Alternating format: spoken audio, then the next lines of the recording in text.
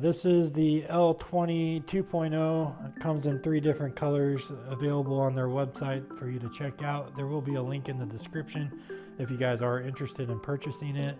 If you do purchase it, it does give a little bit of commission to me to help us out on the Randy Rides channel, so please do that if you can. I do really like the bike. I think that it is a very good option for somebody that's looking for a folding e-bike that is going to be pretty safe for you and have a lot of utility. So you do have a rear rack in the back, you do have a front rack, and they both are included in the box. You have the folding feature, which I'll show you how to do in just a second.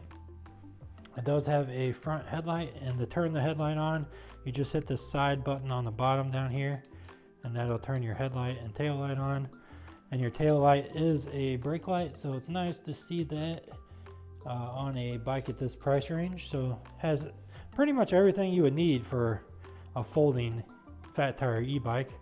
Now it does have 20 by 3 inch fat tires, so a little bit smaller than you normally see on these bikes, but that also makes it a little bit lighter and easier to pick it up and put it in your car.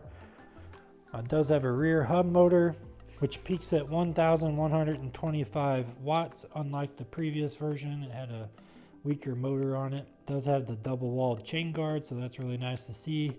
Folding pedals, a tourney derailleur. It does have 180 millimeter rotors, so that'll be really nice for stopping power. And then you do have no name brakes down here. They are mechanical, so those are lower end. I definitely think it's worth the price that they have it at right now, and you're not going to see hydraulic brakes in this price segment most of the time. So the brakes worked really good stopping power. Overall, I really like the bike. For somebody that's looking for a step-through folding e-bike, I don't think you could go wrong. Okay, to insert the battery, there is a rail here, and then the battery slides into that rail, and then you just slide it all the way down. Now, if your battery doesn't go all the way down, you need to make sure that you have your key turned all the way to the left. So it could be in another position. It could be like this, and then the battery won't sink down. And then when you get the battery in here, you turn this all the way to the right, and you kind of have to push in for that as well. And then your key will stay in place and it won't move. And then the bike is ready to be ridden. You just fold your seat back down, and we are good to go.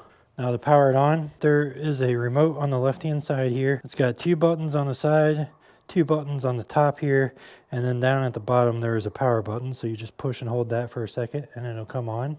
If you want to change the speed settings, you push and hold the plus and minus button. And then you hold the minus and the top side button here. And you push and hold that. This first option here is your wheel diameter. And then LS is your speed. And to get to the second menu, you just hit the plus button. And then if you want to change your speed, you just hit the top button to go down here, top button on the side, and then you can change your speed, and we'll put it on 99 kilometers for us. And then when you're done, you just push and hold that top button on the side, and that saves it. All right, we got the speedometer app up, and we are going to do a range test on this bike. Now with the Engwe bike, your top speed with throttle only is 20 miles per hour, but this is a true class 3 e-bike, so when you pedal, you should get up to 28 miles per hour depending on your rider weight. Now I weigh about 235-ish pounds, so you'll be able to kind of gauge that off of my range. I'm a pretty heavy rider, 6'2". As far as comfortability on this bike, it's pretty comfortable, but you do ghost pedal after about 20 miles an hour, so not a whole lot of pedaling here on this bike, but we're going to have to get the top speed. Most of this I'm going to be ghost pedaling, and we're going to try to kill off the battery and get as much range as we can. We'll run through all the PAS levels first and go from there, and then we'll start doing the range test with full power here. All right, so pedal assist 1 will get you 10 miles an hour. It's like pedal assist 2 is not doing much of anything. Pedal assist 3, looks like we're getting about 14 on the GPS, 15 on their speedometer. Pedal assist 4 will get you 20 miles an hour. And then pedal assist 5 will get you a top speed of 28 miles per hour. So let's see if we can get our top speed here.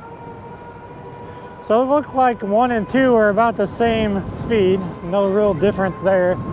10 miles an hour, 15 to 3, 20 to 4, and then currently getting 23, 24 with pedal assist. All right, here's the flat part of the road. See if we can get it up to the 28 mile per hour mark. I don't know if we'll be able to. So the max speed we got so far is 26 miles per hour. We're coming up to a slight decline up here. All right, this is pretty flat. And then it starts going downhill. 26 so far is the highest we're getting. Now, of course, when we go downhill, we'll get a little bit more. Doesn't seem like we'll get much more than that out of this bike, which is fine. I think that's still good enough for a bike that has mechanical brakes, and it's really geared towards to be a safer bike at that. So you might be able to get 28 miles per hour if you're a lighter rider. Now we are going to take this on some hills and see how well it does going up some of the hills by our house. I'm also going to turn on Strava to try to figure out what the grade is of these hills, because I don't really know right now. If I were to guess, it'd be like a 5% grade, but that's just a guess. Now there are some really steep hills as well, so we'll try a couple different places, but they're a few miles away from here. So what we'll do is we'll turn around, go back the other way, and then go tackle some of the hills and see how well it does hill climbing wise. And then we'll take you guys back to the studio and we'll see how to fold this thing. It's pretty simple. Should be easy to load in a car. Not super heavy. If you take the battery off, it probably weighs like, I would say, in between 40 and 50 pounds. I'll put the actual weight on the screen. But this bike has a lot of utility. It has a front rack, so you could stick a basket on there to store stuff. I have a dog basket, which will allow me to take my dog with me if I wanted. Has a rear rack on the back, so you can throw another basket back there, or a bag or something like that, or whatever you need. You could definitely use this to go get groceries, go do errands, and then you can fold it up and put it in your car if you want to take it out to like a bike trail or something. Definitely feels like a really safe bike. With the suspension seat post, it does absorb several of the bumps when you're riding on the street.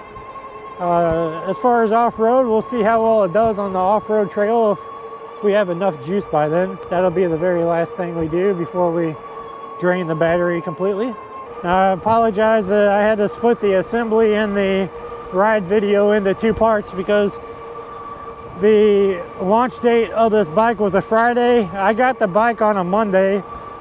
So with working a full-time job and all the other things I got going on in my life, I didn't have a chance to unbox, assemble, and ride it.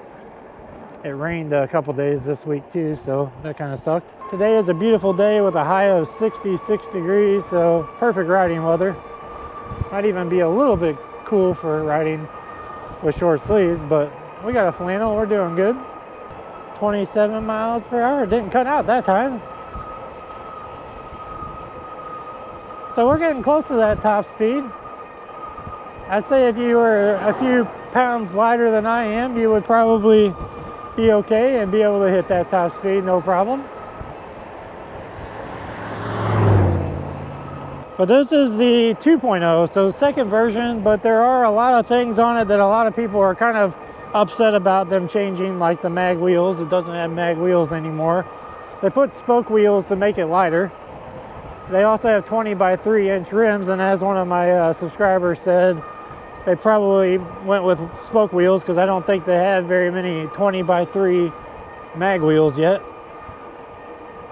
So this has 20 by 3 inch tires.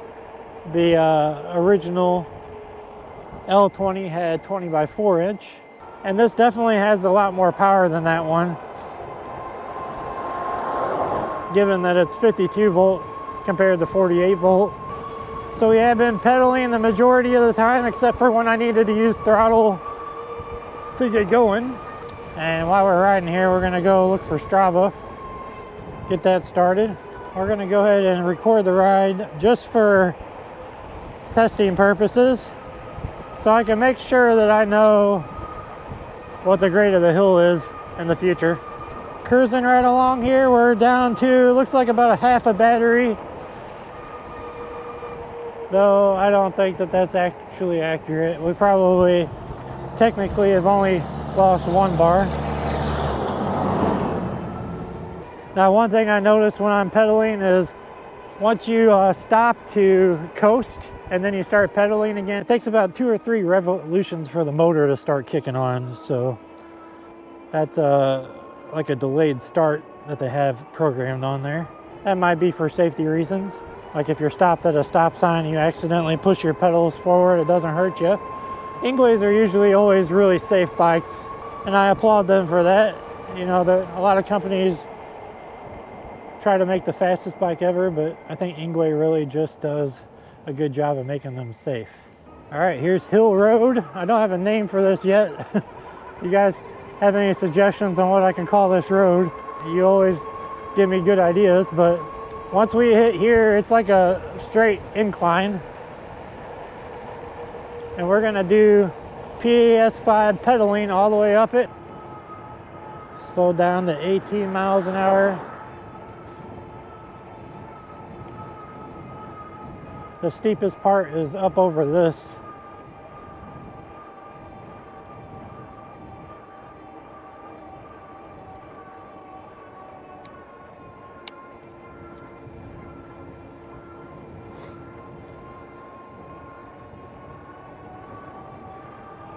It's like we dropped down to about 15 miles per hour. I wasn't looking, I was paying attention to the road.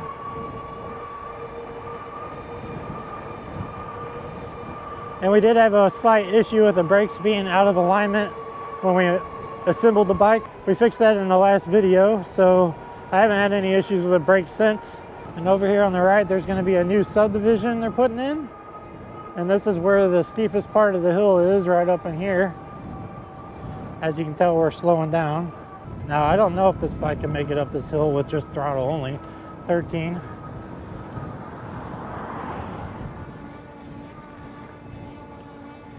$12.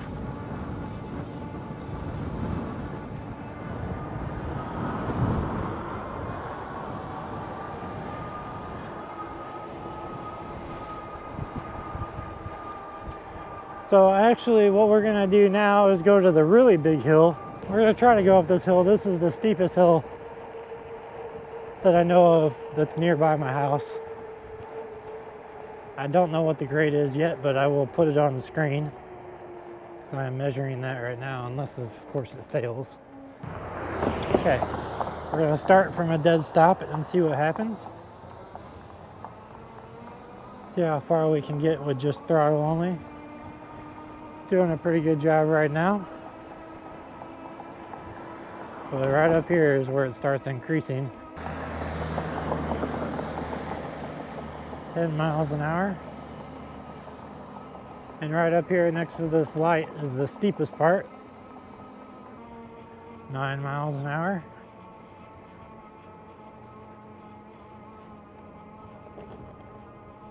$8 miles an hour. All right, well, that did pretty decent. I didn't have to pedal at all. I'm actually really surprised.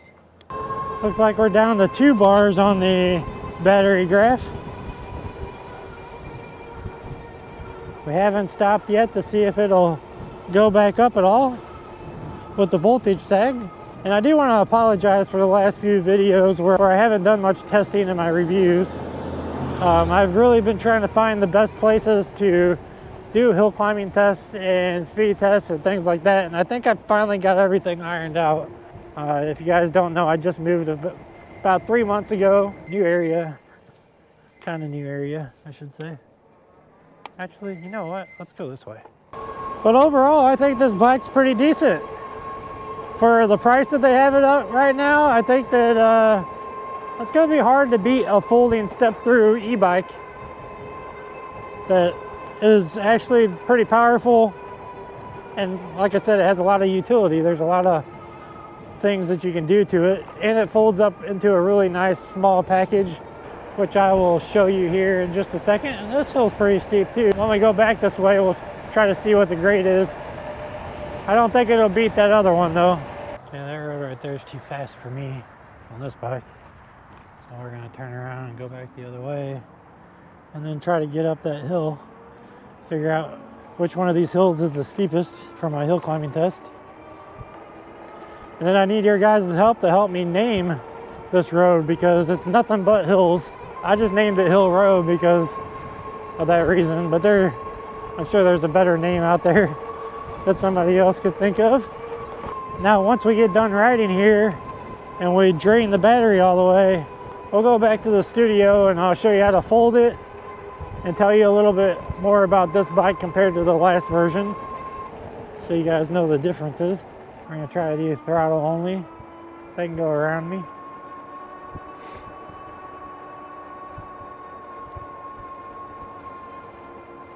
I'm gonna be going really slow.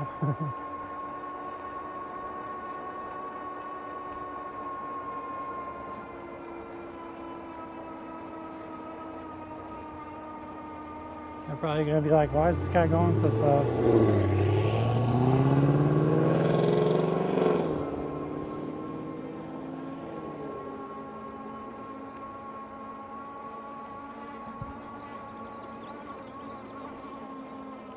Maybe not the steepest hill we've been on yet. Maybe it is. We'll find out. Oh, it might be. 8, 7, 6. If it drops down to 5, then we'll start pedaling. Doesn't feel like it's gonna drop down. Okay, cool. Yep, this might be the steepest hill right here. Right next to the Herculaneum water tower. And this is pretty taxing on the battery, so I would be surprised if we hit 20 miles of range. Now, this is only a 13 amp hour battery. It's a 52 volt 13 amp hour battery. So if we get 20 miles of range, I'd be really surprised. I would say we would get closer to 15, especially doing all these hill climbing tests. So you're gonna have to factor that in the total amount of range that we get today. But in a normal scenario, if you were to ride this bike around town and you have hills, this will give you a pretty general idea of how this performs and how it'll perform with you with all the numbers that I've given you. The brakes work actually really good. They just need a little bit of probably cleaning, and I probably need to bed the brakes in, but they stop really good. Maybe better than some of the other mechanical brakes that I've had. So yeah, definitely a good amount of stopping power. And you don't necessarily need hydraulic brakes with a bike that doesn't exceed 28 miles an hour. So I think this is going to be good enough, especially for the price they have this at. Maybe in their 3.0 version, they can bring back the mag wheels and maybe have full suspension.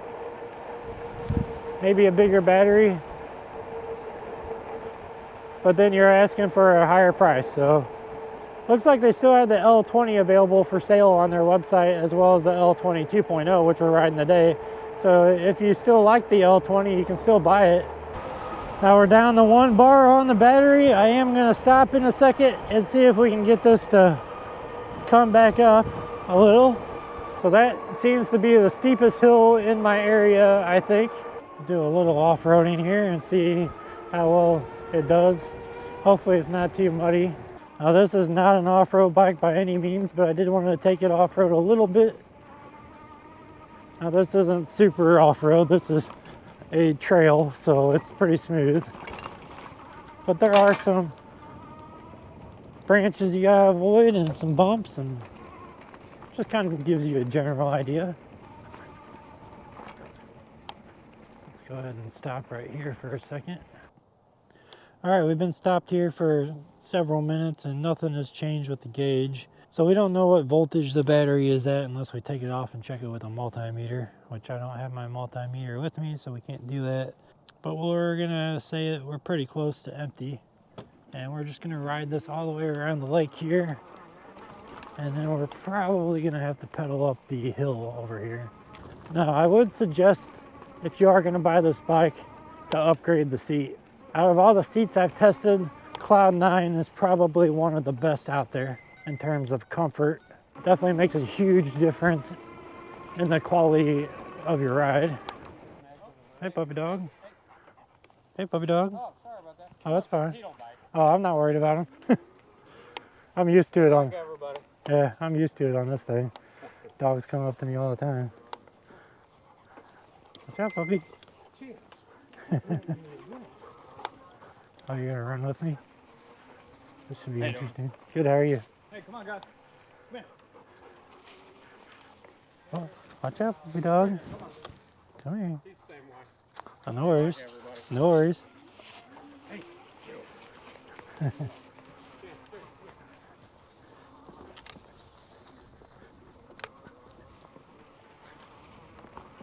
Some puppy dog interactions. All right, here's our infamous dirt hill up here. Oh, it's more grass than anything, but I definitely am not gonna be able to make this up with throttle only. So we dropped it down into a smaller gear to make it easier. And that worked. Not bad. Still doing pretty good on power here. And this is a pretty quiet road, so we're gonna go ahead and shut the pedal assist off, and I'm just gonna show you that you can actually ride this thing as if it was a regular bike, because it is pretty light. Makes it pretty easy to pedal. So if you were to run out of battery or you just want to exercise, you have the ability to do that.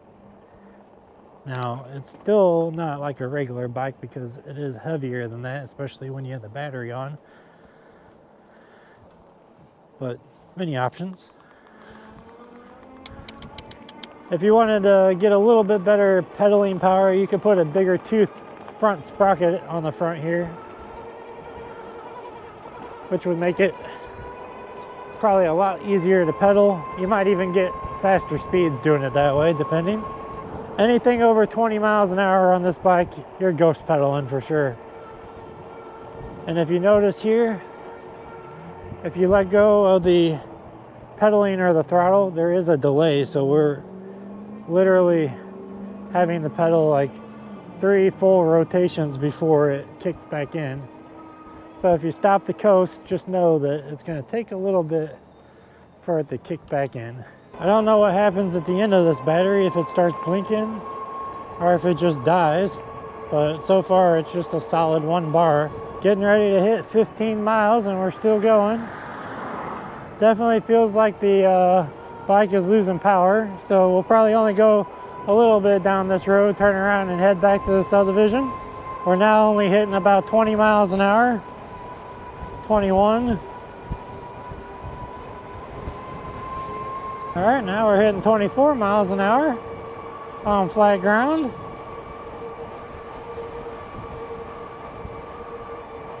We're gonna go down here, turn around, head back to the house.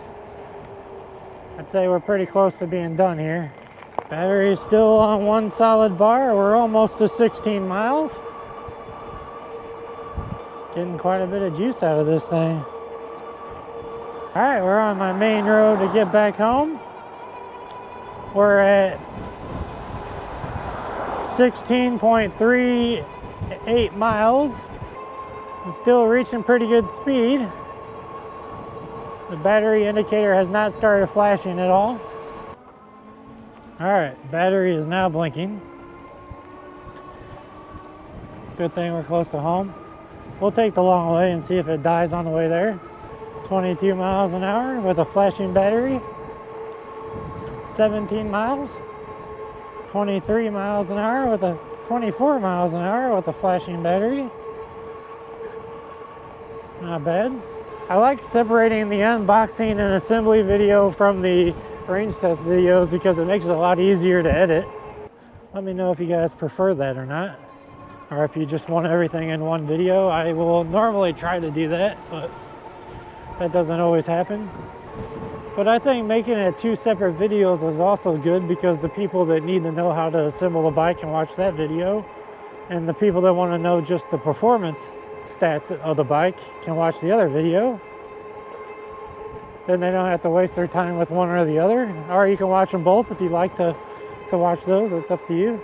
But that also means more videos. So I like the highly produced videos. I think they always turn out better. But I know a lot of people don't like all the music and things like that. So I guess it just depends on your preference. If you like one or another, let me know down in the comments what you prefer.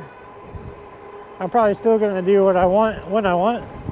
But you know, that's the thing. I try to do something different with every bike that I ride if I can. I'm starting to get to a point where it's becoming repetitive after doing it for 3 years. But we are definitely losing power now, and I think we just almost lost all power.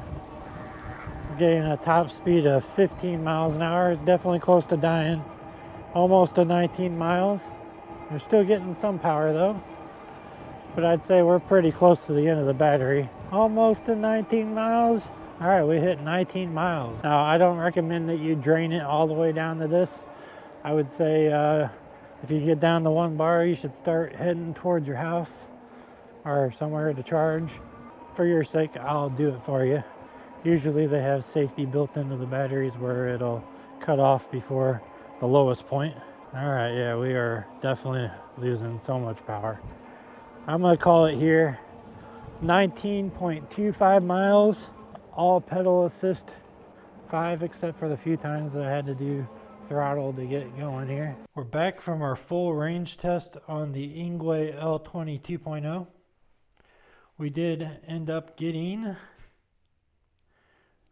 19.38 miles, and that is with pedal assist 5 only. Almost 20 miles on this bike. I'm really surprised with a 13 amp hour battery that it can do that. It seems real efficient.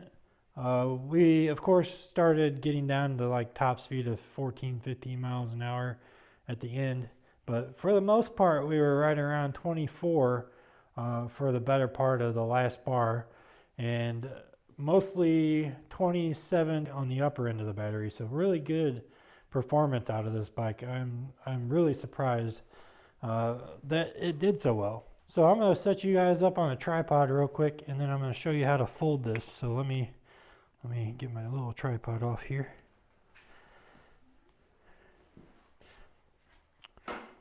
Okay, Kevin, I know I didn't show folding in the last video, but I'm going to do it for you right now.